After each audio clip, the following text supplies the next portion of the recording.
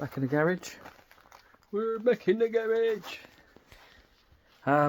Yeah, done a little bit the other day. Didn't film it though because I had the girls with me, so I couldn't. I left the bike running for 10 minutes to heat up to drop the oil, and the girls were outside playing. I thought, well, I best not faff about with the camera while they're out there in case they touch the exhaust or something, because we know they get roasted up. But maybe I'll quickly just talk you through that actually, because not being filmed, you might want to quickly see what went on there.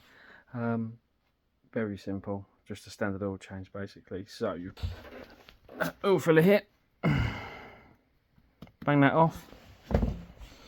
You got your oil filter, sits just at the front of the engine here. Easy as you like to get off. You can actually just pull the, I'll show you quickly from the other side.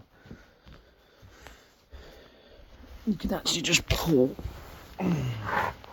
this plug away, and then it gives you straight in access into here, even with a wrench or whatever you use to get this off, which is nice and easy actually. And then your oil filler bolt is here. So yeah, take your filler cap off, get a nice oil catcher underneath. I like to use, well, I'll show you in a minute.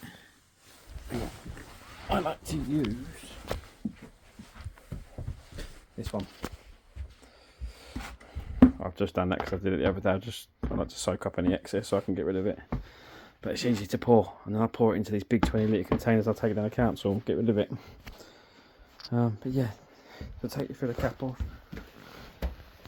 Under the nut there. That's a 19 if I remember rightly. Let that drain. Once that's mainly drained, you can then whip this oil filter out. Let the rest of that drain. Put some tissue or some rag under here. You'll build up a little bit of crap in there otherwise from the oil. You just want to catch that and then clean it out after a bit of solvent clean like I have. Also the same here. You want to catch and clean this and give it a little bit of solvent clean. But yeah, once you've done that back in with a new copper washer, oil filter back on, put a little bit of oil into the filter and rub a tiny bit of the new oil around the ring to the seal, and then run that back on there. Nip them up, hand tight, and then go a good another half a turn with whatever wrench you decide to use. That usually does the trick. And then you can fill back from here. I usually fill until I can see it almost full at the sight glass, and then I like to run the engine for no more than about 30 seconds, let it completely cool down again, and then recheck this and top up to the amount, just so the oil jumps and fills the oil filter, because it will take the level back down slightly. You'll need to probably refill another 100ml maybe to get it to the top. Also, while I was there, I noticed the clutch had some play in it, but took that out. I noticed when I started it wasn't going back into neutral very well, but I noticed a massive slack on the adjustment to the cable, so I've changed that. That's now sorted. Either way though, today we're going to tackle, where is it? Let me get it. We're going to tackle fuel filter, 2 spark plugs, 1 for each cylinder, and a new air filter. So we are going to start by removing this seat. I've already taken the back seat off. That's just using the key lock from, this is the new lock we installed the other day, and this will remove this section, leaving you with this open point. And all you need to do is 10mm socket there and there. This will then pull out and away, and then there's some fixings you need to remove. You need to take the cap off, you need to remove this fixing here, and there's another fixing down below here, and this whole plastic cover will come away. You can then get the 2 side fairings off, and you can actually then pull the tank up and away once you took some other fixes off. But I'll show you as I go. I'll come back to you in a sec. So let's start by taking these 2 bolts off.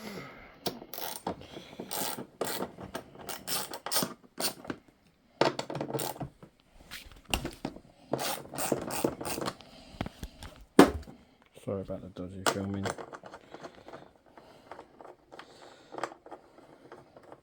I decided to purchase a proper camera soon actually, so I can do this a bit better. So this is just a 10mm socket, 2 10mm bolts holding this seat down.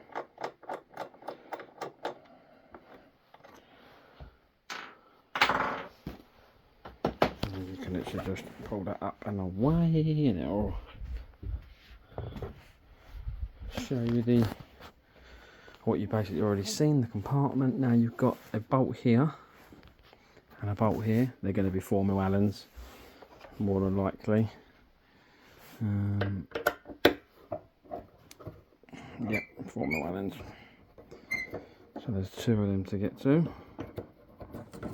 That should lift, well, we should be able to lift this plastic away. It might be tied into the side fairing as well, but we'll have a check. If that's the case, we need to ensure keep all these bolts nice obviously to the side. You want to give them all a bit of a clean up as well once they go back in, because these bolts don't get taken off very often. Sorry about the cut on my finger. I caught my finger on the vise a bit earlier. And it started to bleed a bit, so sorry about that. Gruesome. So there's a little bit of rust I've noticed on this bracket, so I think when I get this all off before I reinstall it, I might treat the rust to just give it, mask everything off and just give it a bit of spray, even if it's just a bit of, literally a bit of hammerite or something, just to keep it back would be fine there.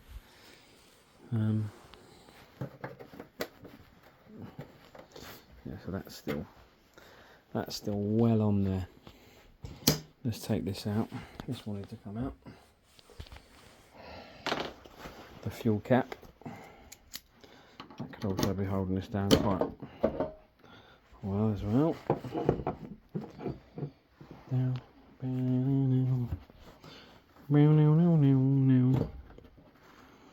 Okay. That should lift. This should come up around that. I don't think that will be lipped under there. But this as a whole, yeah, that's still well on there. You can feel that. That is going to need a few more bolts being removed. So I take it we're going to need to remove a few more 4mm Allens. They're probably going to need to remove this one. This side fairing will probably have to come off, I'd expect. And then there might be a few more bolts on the underside that's holding this down. But we ain't going to get that out without taking all them off. So let's have a little butchers. These are just going into spring clips on the back, so these should come off pretty easy. Now, we need to take all this off because to get to any spark plugs, they're underneath the airbox by the throttle body, so we've got no choice but to remove all of this. Try and make sure you remember as well in your head what you took off and what you didn't take off and where they all came from. If you're one to get lost in what you're doing and not very good at remembering, sometimes it's good to take pictures on your phone of everything you've done, or film it, a number of everything you've done, and you can come back to it a bit easier without forgetting things.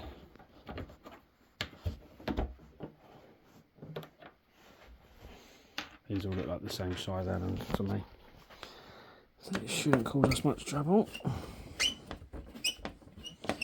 Hopefully we haven't got to strip the entire thing.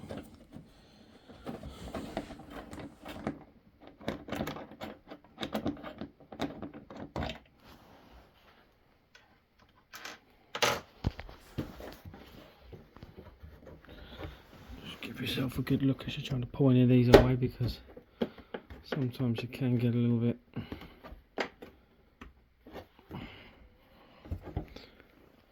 there's definitely more screw. I can see the fixings there now, so we definitely need to remove this. We'll just have a good look what's holding it on. There could be other little spring clips in there just holding it in, which more than likely there is. We might just have to faff about with that a bit. We may have to take this side panel off. I think we are going to have to take that side panel off, unfortunately. This whole side panel needs to come off by the looks of it, so that I can get this off. And then there's 2 nuts. I think there's a nut there and a nut there a bit further up, which hold this on. Once we've got them off, we can. Let me come back to you in a second, and I'll let you know what I've taken off as I go. Right, so tank cover is off. Bit of a bastard, not going to lie. You don't need to go as far as I have on this side. I just want to check it. I like to take things off to make sure I'm not going to break anything initially, and then if I can find a quicker way around it, I'll do it the following time. So I've undone this whole panel here and all these fixings around the front here to get this all off, but it was unnecessary. We only need to release this screw, I'll show you from the other side. You don't need to take the whole thing off. You only really need to release this screw here, this one here, just so you can get a bit of flex on that. There you see, because there's a screw behind here that goes into this that you can get to afterwards, that goes through the tank cover. That then reveals your tank, obviously. Not in too bad nick, to be fair. Sometimes tanks on adventure bikes, especially ones that have been ridden a lot off-road, can be really dirty, but this one looks actually remarkably in good nick. Looking down the tank, it looks all good as well. There's a little bit of rust here and there, but it's totally to be expected. So once you've got to this point, another little thing, see this little clip here? That's what's bad. When you undo these screws, these two I've told you about, it feels like there's a little bit of resistance still on the tank cover. It's because this is up behind it. You just need to push it forward so it comes this way and comes out. But that's really the only difficult bit of it. Other than that, we should now just be able to pull the tank up and off. And lift it up and off. We will have to remove this breather here, remove that, put that back on after, and then just remove this breather as well. That's probably to a sense of the other one, but these can come out, they're not a problem. Just take them off, pull the hose clip down a little bit, and that will just come away. It just gives you some space after, but you're going to have to take this screw, and these two, and that whole thing will lift off.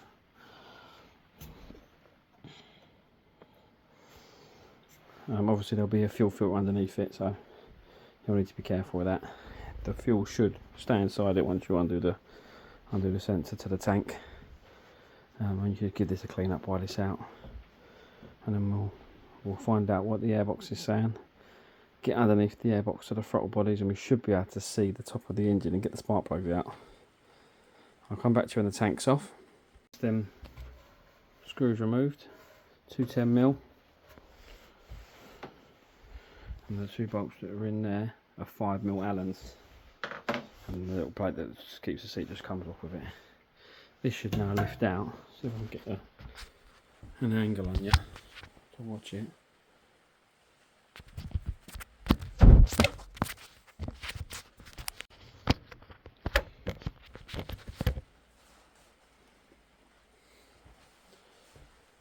So when you're taking a tank, you always need to be careful what could potentially be connected.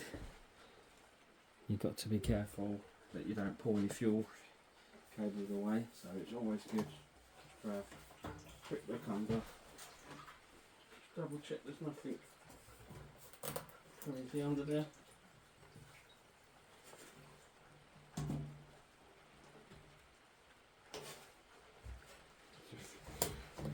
This one looks pretty simple. It's just a fuel line to disconnect, and a few other very small bits. There'll just be 2 buttons you can click together in your hand and pull it away. A little bit of fuel will come out, it always does. Don't let that alarm you.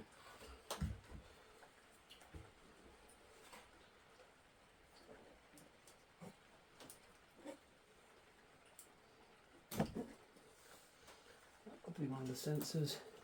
That'll be a fuel sensor. Like this work battery bent. Lift away. Just ensure you don't leave it on any breather pipe or anything so that it doesn't damage.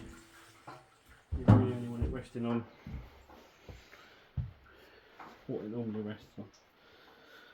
So here you will see 2 sensors we've taken off. The fuel line, that will just literally clip back in. This is the fuel filter that we want to replace. Now we do have one here. We want this to go in exactly the same way again.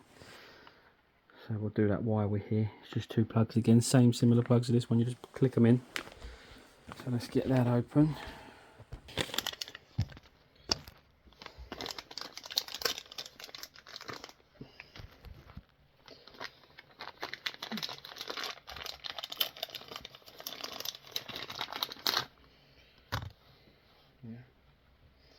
filter pipe and see how the arrow points in the direction of the fuel. That's the way you want the fuel to flow in.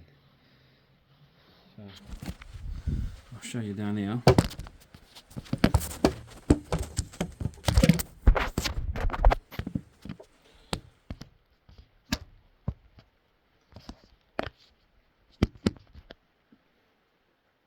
you're going to want, as you can see, that's going to go back in that direction exactly the same. So we should just be able to, sometimes they're a little bit tight, but they will come.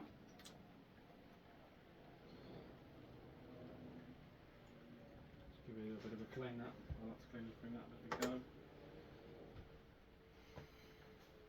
There will be a little bit of fuel in this, don't worry too much, it'll evaporate. Just make sure you leave it time to evaporate and it will clear itself overnight. Sure enough, it's gone on the exhaust. And you just give it a good clean. If you think you've dropped anything, give it a little clean. It doesn't take much, to just take 2 seconds.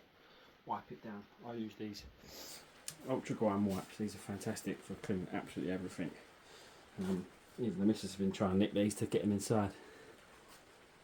Brilliant at cleaning pretty much anything you need.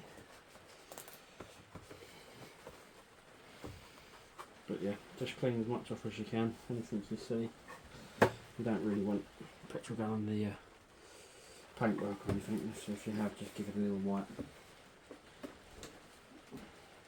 To be fair, if you're OCD, this is the time to start cleaning the internal things you can't usually get to, because it's just a good time to basically give the wiper once over and make sure everything's looking good basically. But well, this one, it's all looking good. Once again, you're going to have this filter again, just if you aim it downwards like this, any excess fuel just run into that cloth, and you can leave this cloth outside for an evening until it's, then we'll leave it inside your garage in case it could catch on fire for some reason. Once again, you're just going to press these 2 buttons in.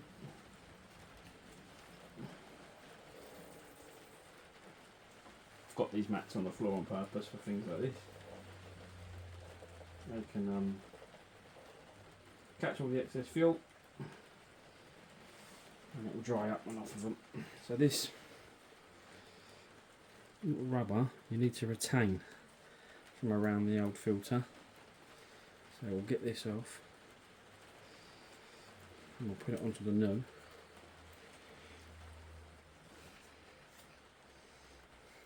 And this is done and dusted. It's always a good idea to, if anything, whenever you're changing fuel filters, if anything's got petrol on it, just to leave it outside in the clear where it can't harm anything. So we're going to reinstall this piece back on, because we'll need to click that into the holder where it's held on down here. This should just click directly into here. Make sure you hear that positive click. That means it's in there properly. That's what you want to be hearing. Again, we want another wipe just to ensure you've got any fuel leakage you can see. I'm sure you'll wipe it clean. I don't want to leave anything. So although this does come with this rubber, I actually can't find a mounting point for it, so I'm unsure where it was actually originally mounted. There may be a mounting point under the tank, in which I'll make sure this mounts back up when I come to put it back in. Another fuel line that we got from earlier, just give it a wipe over. It's always worth cleaning up everything. Get that grime off of it. And if you remember rightly, it went on this way. So we're just going to make sure, again, we want to hit that positive click. There we go. Give it a pull, give it a tug, make sure it's all okay. So maybe that seems fantastic. These can actually swivel, these joints. Perfectly fine, so it's good. And we'll have this out of here. Next we're going to have to attack this airbox. We want to get to, not just in it, but the underside of it, because we're going to need to get to under the throttle body, to the top of the engine. in order to change the spark plugs on this model. Bad design by Benelli, it's awful. But anyway, I will show you to remove. So we're going to need to remove 1, 2, and there probably will be, sometimes on these mods you have a little a rail, like a Jubilee clip rail, holding onto the throttle bodies underneath. You've got to make sure you remove both of them, and the whole thing should lift out as one, and then you can get to the top of the engine. So I'm going to get busy and do that, and I'll come back to you. Right, just going to show you where I got to. So top of the airbox lid, went around all the screws. There's one in the centre, there's a 10mm bolt there and 10mm bolt there. These are just Phillips screwdrivers all the way round. There's a plug here that links to this blue cable here. That just needs to be pulled off and removed. You just flick the tab, as you see here, just flick that tab upwards and it will pull away. Now, as I said, we are left with the airbox, and there will be 2 Jubilee clips somewhere under here. Yep, if you can see that just there. And there's probably one on the other side. Yep, there. They too need to come off, and this whole airbox should pull up and away, and we should be able to then get to the top of the engine and see everything. And from there change the spark plugs. And then really we can start putting back together. But as for now, everything's looking great. We'll change the filter. The filter will just go in here. It looks like someone may have actually used a bit of silicone down this. I'm not entirely sure, but that grate just will come out like that, and that filter will just pull. So look what your filter catches. Amazing, isn't it? I'll make sure this all gets cleared out before we put that box back in. Blow some air through that and get a new filter in it. But isn't that crazy? Exactly what it's there for. But yeah, I'll come back to you once we get this all cleaned out, the air filter back in, box off, and I'll show you what it looks like underneath this. So there we go, air box off. These are the Jubilee clamps you're looking for. Once they're undone, this whole box just pulls up and away. You can clean up the inside in a sec perfectly, and then we'll put the new air filter in. But this is what you needed to get to. Top of the engine. And just below these coil packs